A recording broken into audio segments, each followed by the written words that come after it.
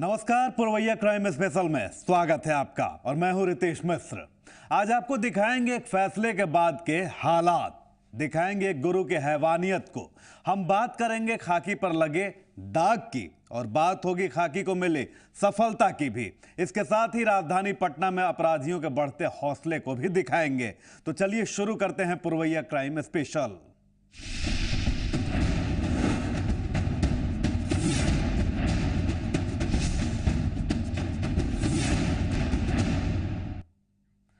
Patna high court के फैसले से 14 आरोपी बरी हो गए।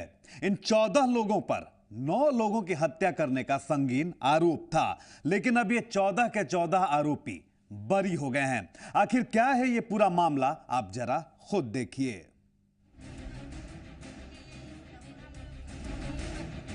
कैमरे पर झपटते हुए ये महिला गवाह है उस हत्याकांड की, जिसके बाद इनकी मानसिक हालत बदल गई।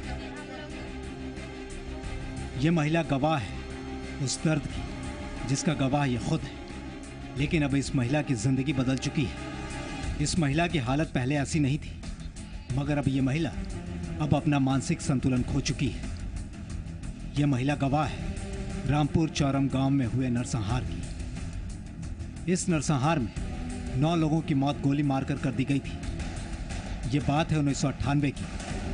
ये वो दौर था जब रणवीर सेना और नक्सलियों के बीच वर्चस्व को लेकर खूनी भिड़ंत होती रहती थी। मारे गए 9 लोग रणवीर सेना के समर्थक बताए गए।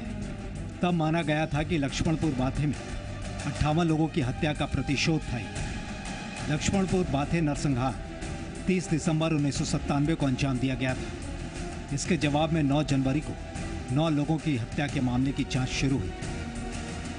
केस चला, सुनवाई शुरू हुई और फिर फैसले की तारीख भी आ गई, 19 जनवरी 2009 की तारीख। इस मामले में 14 लोगों को जहानाबाद कोर्ट ने आजीवन कारावास की सजा सुनाई। इस फैसले के खिलाफ पटना हाईकोर्ट में अपील की गई और 25 फरवरी को फैसला भी आ गया। सभी आरोपियों को बरी कर दिया गया। मेरे पिताजी जब डेथ की मतलब सब लोग मार दिया, उसी समय से हम लोग कुछ नहीं मिला और मेरी मम्मी कि यही स्थिति हम लोग मतलब 3 भाई और 2 बहन है और हम लोग को कुछ नहीं मुआवजा मिला। नहीं सर। कौन माँ की क्या स्थिति उस समय से?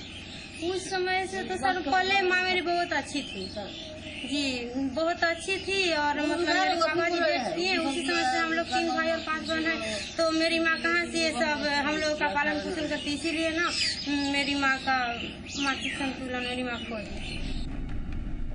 पटना हाईकोर्ट ने सबूतों के अभाव में सभी 14 आरोपियों को बरी कर दिया। जाहिर है इसके बाद निराशा हाथ लगी, लेकिन जो मारे गए थे उनके परिजनों की आंखों में आज भी इंसाफ का इंतजार है। पीड़ित परिवार मामले को सुप्रीम कोर्ट ले जाने की बात कहते हैं ताकि परिवार के लोगों के हत्यारों को सजा मिले। बरसों बीत जाने के बाद आज तक इन परिवार को मुआवजे तक नहीं मिले हैं। जो फैसला है उस पर इतना जरूर कहना है कि जैसे नीतीश सरकार न्याय के साथ विकास की बात करती है, अन्य मामलों में भी नीतीश सरकार ने सुप्रीम कोर्ट में अपील किया है। तो यहाँ के जो पीड़ित हैं उनके साथ न्याय होना चाहिए और निश्चित रूप से अपील करनी चाहिए सरकार को। और इसमें किसी भी तरह से दोषियों को छोड़ा नहीं जाना चाहिए। डिस्ट्रिक्ट कोर्ट ने तो सब ड्यू कोर्स ऑफ ट्रायल के बाद ही लोगों को सजा दी थी और इन सारे जो तकनीकी कमजोरियां रह गई उसको सुप्रीम कोर्ट में निवारण करके उसका अपील किया जाए। ये मांग है और ये बिल्कुल जायज मांग है। सरकार अभी तुरंत आई है, इसको तुरंत इसके बारे में खुद नीतीश कुमार को संज्ञान लेना चाहिए तत्काल। इनकी आंखें इंसाफ को देख कब चमकेंगी ये तो वक्त बताएगा, लेकिन ये आंखें सिस्टम से कई सवाल पूछती नजर आती हैं, जिसका जवाब जाने किस सिस्टम के पास है पता नहीं। महेंद्र कुमार, जी मीडिया, अरवल। वो टीचर के रूप में छिपा एक शैतान था। उसने 8वीं की छात्रा को अपना शिकार बना लिया। उसने रिश्ते और भरोसे दोनों को तोड़ा था। अब पुलिस उसकी सरगर्मी से तलाश कर रही है।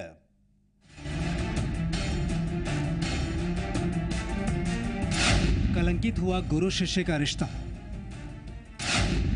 विश्वास और रिश्ता दोनों खाक हुए। गुरु के नाम पर वो हैवान निकला, ट्यूशन पढ़ाने के नाम पर यौन शोषण। ये कटिहार एसपी का जनता दरबार है और इस जनता दरबार में फरियाद लेकर पहुंचने वालों में शामिल है एक नाबालिग छात्रा। ये छात्रा अपनी फरियाद लेकर परिजनों के साथ एसपी के जनता दरबार में पहुंची है। हाथ में इंसाफ पाने की उम्मीद के साथ फरियादी पत्र है। इस पत्र में अपने साथ हुई ज्यादती और दरिंदगी का वाकया दर्ज है। उम्मीद है कि एसपी साहब के दरबार से खाली हाथ नहीं लौटना पड़ेगा, क्योंकि अभी तक कार्रवाई के नाम पर हासिल हुआ है तो केवल दिलासा। टाल मटोल के रवैये से परेशान होकर अब जिले के उच्च पुलिस अधिकारी के पास गुहार लगाई गई है। शायद सिस्टम का दरवाजा आम आदमी के लिए भी खुल जाए। बेटी के साथ शारीरिक संबंध में यौन शोषण का घटना है। कौन किया? विनय राम। कौन है वो? बगल का लड़का है, प्राइवेट टीचर है। क्या पढ़ाता था आपकी बेटी को? पढ़ाता था। उसके बाद क्या उसका इसको अपना बहला फुसला के इसके साथ में गलत करने लगा, धमकी देने लगा। किसी को बोलोगी ऐसा ऐसा बात तुमको कर देंगे, इंटरनेट पर फोटो डाल देंगे, यही सब बात जो इससे पूछे थे यही बोल रही। लास्ट में उसको तो हम आगे बढ़े। आगे जब बढ़े 17 तारीख को हम आवेदन दिए हैं। 18 को केस दर्ज हुआ, अभी तक कोई सुनवाई नहीं हुई। 10 दिन हो गया। मेडिकल भी 18 तारीख को हुआ है। आजकल रोज हॉस्पिटल में बोल रहा है कल आएगा, डॉक्टर नहीं है। पुलिस कार्रवाई नहीं कर रही है। पुलिस बोल रही है ये बात कि मेडिकल आने दो, उसके बाद हम तो करबे न करेंगे। 8वीं क्लास में पढ़ने वाली ये बच्ची अपने माँ बाप के साथ फरियाद लेकर पहुंची है, इस उम्मीद के साथ कि शायद अब इसे इंसाफ के लिए और भटकना ना पड़े। अब इसे इंसाफ मिलेगा कि आरोपी पकड़ा जाए। इस बच्ची को पढ़ाने वाले एक ट्यूटर ने अपना शिकार बनाया है। उम्र के खेलने कूदने के दौर में इस बच्ची को जख्म मिला है। इस जख्म ने गुरु शिष्य के रिश्तों को लहूलुहान कर दिया है, मानवता को शर्मसार कर दिया है, भरोसे का भी कत्ल कर दिया है। ये बच्ची अपने ही टीचर के हाथों शिकार बन गई। इस बच्ची को ट्यूशन पढ़ाने वाला ट्यूटर घर आता था। ट्यूटर पड़ोस में ही रहने वाला पड़ोसी था। बच्ची की माँ को भाभी कहता था और बच्ची को भतीजी। लेकिन तब किसी को पता नहीं था कि वो टीचर के रूप में छिपा एक शैतान है। पिछले 2 साल से वो ट्यूशन पढ़ा रहा था, तब किसी को उसकी शैतानी हरकत का पता नहीं था। बगल में था, भाभी भी बोलता था, इसको भतीजी बोलता था। सब का विश्वास करे तो मेरे साथ में ऐसे करेगा। वो मास्टर था, मास्टर होके ऐसे गलती करेगा तो दूसरा का विश्वास करेगा? कैसे बेटा बेटी मेरा आगे बढ़ेगा? क्या किया आपके बेटी के साथ? गलत व्यवहार किया मेरे बेटी के साथ। कितने दिनों से पढ़ती थी? 1-2 साल से पहले से। क्या बोलता था वो? रात में आता था, हमको एक चॉकलेट देकर बोलता था हमको खाने का चॉकलेट। बोलता था किसी को बोलेगी तुम्हारा फोटो इंटरनेट पे डाल। पिछले करीब 6 महीने से आरोपी टीचर इस बच्ची का यौन शोषण करता रहा। किसी को बताने के बदले में धमकी देता था। धमकी की फोटो इंटरनेट पर डाल दी जाएगी, छात्रा की हर जगह बदनामी हो जाएगी। इस डर से छात्रा मुंह खोलने से डरती थी। लेकिन छात्रा की मां ने जब सख्ती से अपनी बेटी से पूछा तो मामला सामने आ गया। हैवान टीचर का खौफनाक सच सामने था। सभी हैरान और परेशान हो गए। अपने सामने मामला आने पर जिले के पुलिस कप्तान शत्रनील सिंह ने कार्रवाई का आश्वासन दिया है। छात्रा और उसके परिजनों को इंसाफ का भरोसा दिलाया है। कार्रवाई के लिए एसडीपीओ को निर्देश भी दिया है। इसमें ये 17/2 को एक आवेदन दिया गया है एक महिला द्वारा कि उनकी बेटी के साथ उसके शिक्षक ने कई महीनों से बहला फुसला के यौन शोषण करता रहा। उस आवेदन के आलोक में 17/2 को ही महिला थाना में एक FIR दर्ज किया गया है। उसमें मेडिकल भी करवाया गया है और SDPO सदर को इसमें निर्देशित किया है कि अविलंब इसमें पर्यवेक्षण टिप्पणी देकर जो भी घटना सही है उसके आधार पर कार्रवाई अविलंब करें। फिलहाल आरोपी टीचर फरार है, लेकिन जो गुरु नैतिकता का पाठ पढ़ाता है वही नैतिकता का उल्लंघन करने लगे तो फिर भरोसा किस पर किया जाए।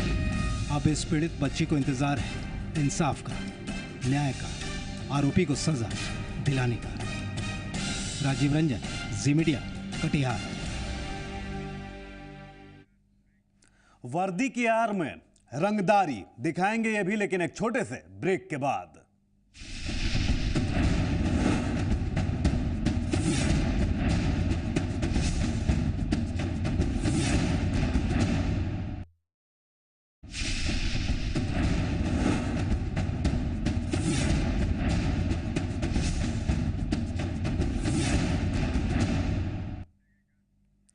और अब बात करते हैं वर्दी के खौफ की। तो एक तरफ तो पुलिस आम लोगों के रहनुमा होने की बात करती है, तो वहीं दूसरी तरफ पुलिस का दूसरा चेहरा भी कभी कभार सामने आता है। एक युवक ने पुलिस पर आरोप लगाया है कि पुलिस की पिटाई में उसके कान के पर्दे फट गए हैं। आप खुद देखिए कि क्या है पूरा मामला। खाकी पर लगा दाग, कानून के रक्षक ने ही तोड़ा कानून। एक युवक पर टूटा खाकी का कहर। पुलिस की पिटाई में युवक के कान का पर्दा फटा। जिस खाकी के कंधों पर आम लोगों की सुरक्षा की जिम्मेवारी होती है, वही खाकी लोगों के लिए मुसीबत भी खड़ी करता है। ये बातें हम नहीं कह रहे, बल्कि इस बात का गवाह है चतरा जिले का यह शख्स। इस शख्स का नाम है मनोज और ये चतरा जिले के लिब्दा गांव का रहने वाला है। इसके कान में लगी रुई इस बात का गवाह है कि इसके साथ ज्यादती हुई है। ये युवक अपनी फरियाद लेकर जिले के पुलिस अधीक्षक के आवास पर भी पहुंचा। इस युवक के हाथ में डॉक्टर की वह पर्ची भी है जो इस बात का गवाह है कि इसके कान का पर्दा फट चुका है। तो माँ हमको बोली कि बेटा पुलिस आया था है ना, तो हम बोले क्या मामला लेके, तो लोग जानकारी नहीं है। तो हम सुबह सुबह फिर थाना चले गए दूसरे दिन। तो जयकांत पांडे सर ने बोले कि नहीं सर तुम बैठो, मुंशी जी मत कि उसको बैठा कर रखो, हम नहा करते हैं। साहब के पास किस लिए है? फिर इसकी साहब जगह आए, जब कान के दर्द होने लगा था हम सोचे कि सूचना देने के लिए हाँ आए हैं दवा लेने। तो डॉक्टर बताया विजय अग्रवाल की नशे कान के तुम्हारा पर्दा फट गया, तब हम इसकी साहब जगह आए हैं। तो सुना आपने, एक पुलिस वाले की इस पिटाई इस युवक को चुकानी पड़ रही है। अब आपको हम पूरा मामला भी बताते हैं। दरअसल कुछ दिन पहले मनोज के घर पर पुलिस पहुंची थी, लेकिन पुलिस के पहुंचने के दौरान मनोज अपने घर पर मौजूद नहीं था। घर वालों ने मनोज के आने पर उसे बताया कि पुलिस पूछताछ करने आई थी। अब मनोज इस बात की जानकारी लेने चतरा के सदर थाना पहुंच गया। यहाँ उससे मोबाइल की मांग की गई। इसी दौरान मनोज की पिटाई कर दी गई और उस पर टीपीसी के साथ साठगांठ होने का आरोप भी लगा दिया गया। इतना ही नहीं, पुलिस ने मनोज को छोड़ने के एवज में 10,000 रुपयों की भी मांग की। मनोज की माने तो 10,000 रुपये देने के बाद ही मनोज को थाने से छोड़ा भी गया। काम हुआ तो बोला पैसा 10,000 रुपये लगेगा तब तुम लोग को छोड़ेंगे। कौन बोला? कौन मांगा? जयकांत पांडे। तो हम बोलिए सर पैसा नहीं तो मेरे पास नहीं है, तो मेरे गाँव ससुराल के लोग आए थे, तो उनसे फिर 5,000 रुपये तुरंत अच्छा कि दूसरा दिन 5,000 रुपये दोगे तब फिर छोड़ेंगे। पैसा दिए हो के लिए? पैसा दिए हैं, फिर दूसरा दिन अब फिर पैसा दिया तब छोड़ा वो लोग? जी 12:30 बजे रात। हद तो तब हो गई जब थाने में मनोज की पिटाई भी कर दी गई। इसी पिटाई के बाद मनोज ने कान में दर्द होने पर डॉक्टर से उसका इलाज करवाया। तब डॉक्टर ने बताया कि उसके कान का पर्दा फट चुका है। तब तक मुंशी था से तुरंत बोला मोबाइल दो, स्विच ऑफ करके मोबाइल दो। तो स्विच ऑफ कर ही नहीं थे, तब तक पुलिस मुंशी था से आया और कनफटी मार के कान के पर्दा फट गया। पर्दा फट गया? जी कान का पर्दा फट गया। इस बारे में जब सदर थाने के आरोपी मुंशी से बात की गई तो उसने युवक को एक थप्पड़ मारने की बात कबूल की। वो पानी धक लाए थे, कुछ कमरे आए, बैठाए, मोबाइल नहीं दिया, बोला कि हम टीपीसी का आदमी, इसी को हमने खाप उसको मारे। किस मामले में उसको बुलाया? ट्रैक्टर का वो था, गाड़ी का मैटर था। तो आप उसको मारे हैं? एक था मारे, वो बोला कि हम टीपीसी का मोबाइल नहीं दे रहा था, इस पर मैं था उसको मारे। अब मनोज इस पिटाई की शिकायत लेकर जिले के एसपी के पास पहुंचा है। उसे उम्मीद है कि उसे इंसाफ मिलेगा और इसी उम्मीद के साथ वो इंसाफ की फरियाद लेकर जिले के एसपी के पास पहुंचा है। शाम हुआ तो हम बोले सर मेरा क्या गलती है, से रिपोर्ट ले, जब सारा कुछ रिपोर्ट ले लिया तो बोला तुम बेकसूर हो, तुमको छोड़ देंगे है ना। अगला कसूर है तो अगला रखेंगे के लिए, अगला कुछ भी कीजिए सर, अगला चोरी किया तो उसको फंसा दीजिए, हमको कोई मतलब डाल दीजिए, हमको मतलब नहीं, हम बेकसूर हम क्यों रहे, हम अच्छा तुमको छोड़ देते हैं। एसपी ने इस मामले में आरोपी पुलिसकर्मी के खिलाफ कार्रवाई का भरोसा दिलाया। मेरे पास कुछ साक्ष्य आए हैं और अभी मैंने मुंशी को बुलाया था और उस पार्टी बच्चे को बुलाया था, और जहाँ तक मुंशी का जो कार्य था अभी जांच पड़ताल कर रहे हैं। फिलहाल तो हम इस पर कार्रवाई करेंगे, जांच पड़ताल में जो दोष पाएगा आगे कार्रवाई की जाएगी। अब जबकि जिले के पुलिस कप्तान ने मामले में जांच का भरोसा दिलाया है, तो मनोज को उम्मीद बंधी है। उसे उम्मीद बंधी है कि न्याय मिलेगा, उसे उम्मीद बंधी है कि आरोपी को सजा मिलेगी, उसे उम्मीद है कि न्याय का दरवाजा उसके लिए भी खुला है। अब देखना है कि इस उम्मीद की लौ जलती रहती है या फिर बुझ जाती है। सूर्यकांत कमल, जी मीडिया, चतरा। नक्सलियों की योजना पुलिस पर बड़े हमले की थी, लेकिन चतरा की पुलिस ने नक्सलियों की इस योजना को नाकाम कर दिया।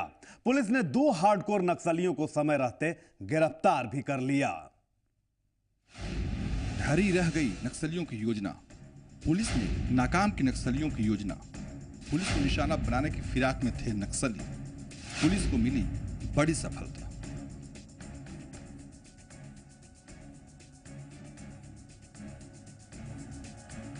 चतरा पुलिस को उस वक्त एक बड़ी सफलता हाथ लगी जब पुलिस के हाथ 2 हार्डकोर नक्सली लगे। पुलिस के लिए इन 2 नक्सलियों की गिरफ्तारी एक बड़ी सफलता इसलिए भी मानी जा रही है क्योंकि चतरा जिले से सटे बिहार के गया जिले में नक्सलियों ने ब्लास्ट को अंजाम दिया था। इस ब्लास्ट में 2 जवान शहीद हो गए थे। इसके ठीक बाद चतरा जिले से 2 नक्सलियों की गिरफ्तारी पुलिस के लिए एक बड़ी कामयाबी मानी जा रही है। पुलिस के मुताबिक गिरफ्तार दोनों नक्सलियों को पुलिस को निशाना बनाने के लिए भेजा गया था। चतरा जिले की पुलिस ने कुछ दिनों पहले ही हंटरगंज थाना इलाके से प्रशांत जी नामक नक्सली को गिरफ्तार किया था। इसी गिरफ्तारी के बाद चतरा पुलिस को निशाना बनाने के लिए इन नक्सलियों को भेजा गया था, लेकिन पुलिस के आगे इनके मंसूबे कामयाब नहीं हो पाए। कुछ दिन पहले लालमन यादव की अरेस्टिंग हुई थी और लालमन यादव की अरेस्टिंग के बाद उस इलाके में पुलिस का छापेमारी बढ़ गई। तो इसी प्रत्युत्तर में कि लालमन की गिरफ्तारी कैसे हुई उसका अता पता करने के लिए, साथ ही इस इलाके में पुलिस पार्टी को टारगेट करने के लिए शीर्ष माओवादी कमांडर द्वारा जोनल स्तर के कमांडर अरविंद भुइया, आजाद, कुंदन, इन लोगों को निर्देश दिया गया था कि आप लोग कुछ कीजिए। और इस पूरी जानकारी हमारे पास पहुंची और जानकारी के उपरांत सीओ साहब, मैं और हमारे एडिशनल साहब, इन लोगों के आपसी विचार विमर्श के उपरांत हम लोगों ने टीम गठित किया और उसी टीम के द्वारा ये 2 व्यक्ति को अरेस्ट किया गया है, जिनके पास से आप देख रहे हैं कि 9 डिटोनेटर बरामद हुआ है, मोबाइल और एक देसी कट्टा बरामद हुआ है एक राउंड के साथ। पुलिस की छापेमारी में गिरफ्तार नक्सलियों के पास से देशी कट्टा, जिंदा कारतूस, 9 डिटोनेटर, नक्सली साहित्य और मोबाइल फोन के अलावा कई सिम कार्ड भी बरामद हुए हैं। अपने साथी की गिरफ्तारी के बाद नक्सली काफी गुस्से में बताए जा रहे हैं और वो बदले की कार्रवाई को अंजाम देने की फिराक में है। पुलिस इनके बारे में और ज्यादा छानबीन कर रही है।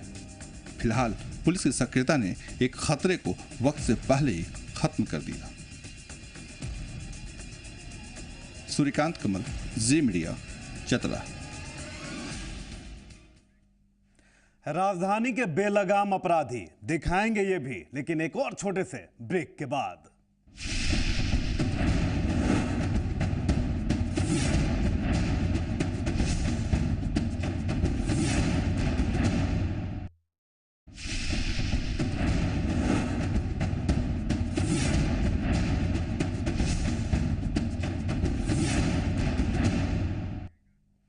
ब्रेक के बाद एक बार फिर से पुरवैया क्राइम स्पेशल में स्वागत है आपका। और अब बात करते हैं बेलगाम अपराधियों की। तो राजधानी में लुटेरे बेखौफ हो चुके हैं। आए दिन किसी ना किसी घर को लुटेरे अपना शिकार बनाते हैं। लुटेरों की बढ़ती हिम्मत से लोगों में खौफ व्याप्त है। इस बार लुटेरों ने एक कोयला व्यापारी के घर को अपना निशाना बनाया।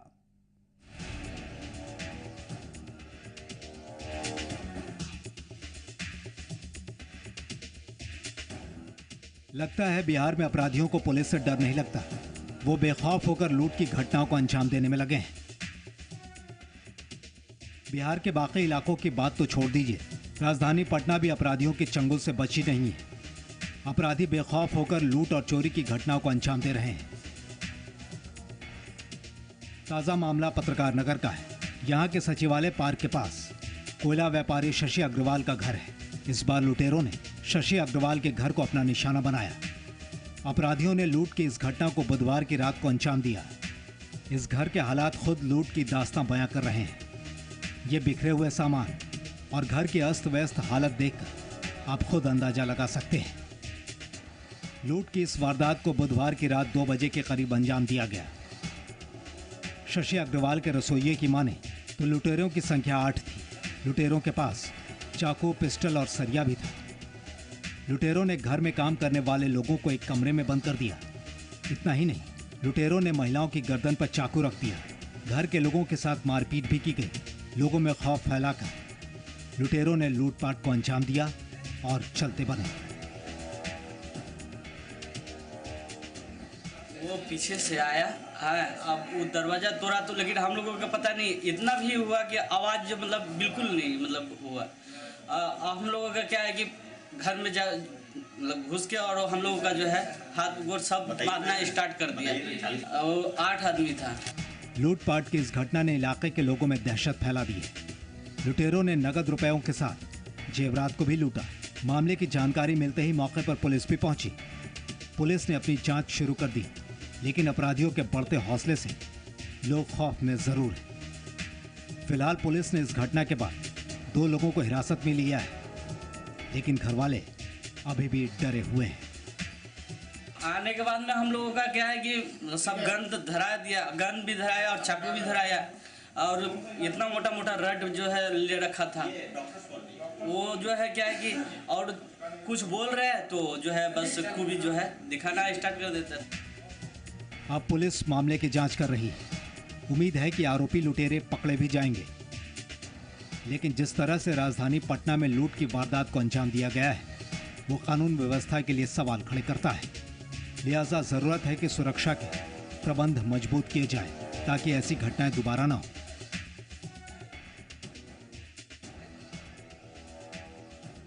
विकी कुमार, जी मीडिया, पटना। और इसी के साथ पुरवैया क्राइम स्पेशल में आज बस इतना ही, लेकिन कल फिर होगी मुलाकात। तब तक के लिए दीजिए इजाजत। नमस्कार।